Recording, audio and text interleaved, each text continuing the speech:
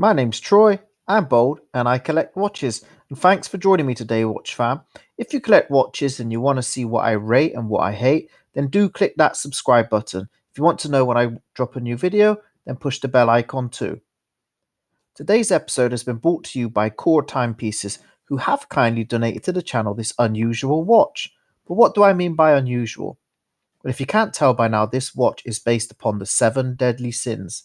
But do you take the moral high ground to rebel them, or do you embrace them? You might be asking, who are Core Timepieces? Well, let me fill you in.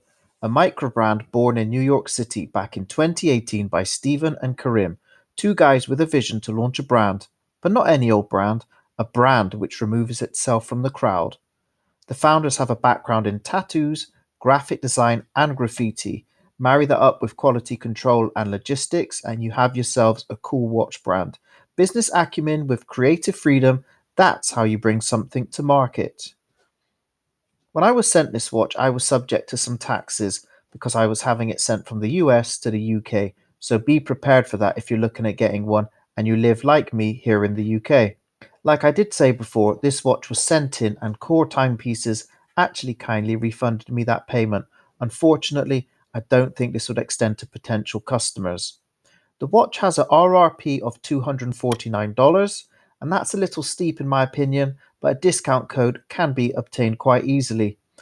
Please make sure you're following them on Instagram to keep up to date, and maybe you can get yourself one of those codes. I think the price would be better suited if this watch came on a bracelet, but on a NATO strap, I would have probably tried to retail this at about $219. Let's talk about the dimensions of this watch. It sits pretty high because it's on the thicker size, and this NATO strap does add some height to it as well, but it does give it a really good wrist presence. But how does it measure up?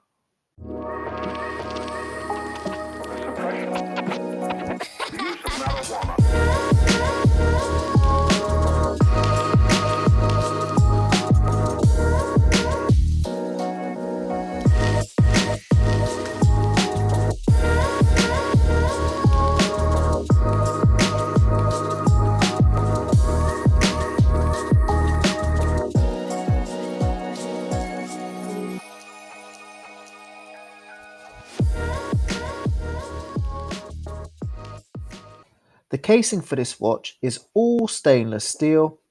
The case sides, as you will see, are finished with a vertical brushing. Circular brushing can be found on the top of the casing and on top of these crown guards. It's also a pretty heavy watch, weighing in at.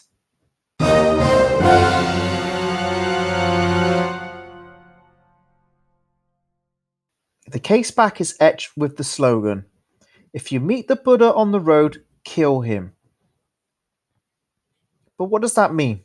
No, you don't have to get the PlayStation out and find an old copy of Grand Theft Auto to run him over. And if you wanted to know, no Buddhas were hurt in the making of this video.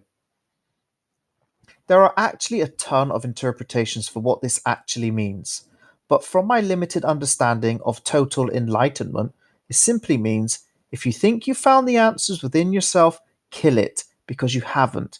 There are always more answers to one's journey in life, self empowerment, and discovery. This is cool, it really gets you thinking, and especially the seven sins we encounter in life. But what path do you choose? The back is a screw down one, and we also have confirmation of its 300 meters water resistance. Time to look at this bezel in greater detail. It's an aluminium bezel insert. The printing isn't very crisp, it's not the best you'll find, but the bezel action is actually really solid, and there's no backplate on the model, and mine rotates with 120 clicks. The coin edge is very well done, it's easy to grip, which helps. We have a screw down unsigned crown, but it's finished in such a way that you can find the light bounces straight off of it. Like the bezel, the grip is great. The first position allows you to set your sin, which when setting, you will actually get a little flick of the sin again before it transitions to the next one.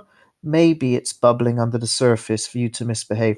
Who knows, this actually could be a sign. But when we put it into the second position, we get our normal time setting function. Core timepieces have chosen to go with a beautiful piece of sapphire glass. This for me is a massive bonus. I hate seeing scratches on my watches. Let me know down below if you prefer sapphire glass. Also, whilst you're at it, please could you give this video a thumbs up, only if you like it. Now on to the star of the show, the dial and the hands. We have a switchblade for our hour and minute hand, and a little drop of blood for our second hand. Here you can see it just ticking away. The dial variant I was sent, as you can see, is a sunburst silver, but you can also buy this watch with a red or a white dial. We have applied metallic markers, and at the 12 you'll see the core logo.